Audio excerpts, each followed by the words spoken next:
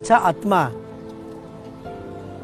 Good person good soul, उस आदमी का जन्मदिन आज है। मैं भी किट किस का प्रतिष्ठाता किट किस परिवार का तरफ से डियर अनंत जी को जन्मदिन का बहुत बहुत शुभेच्छा ज्ञापन करता हूँ।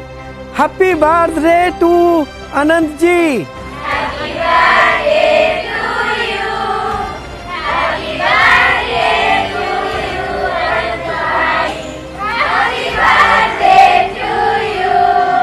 तुम लोग का अनंत भाई तुम लोग के लिए कितना चिंता करते हैं। बच्चे यहाँ जो पढ़ रहे हैं, जो टॉपर है, वो लोग को लेके जाएगा वर्ल्ड में सबसे अच्छा सबसे बड़ा पशु पक्षी के लिए किया है बनतारा।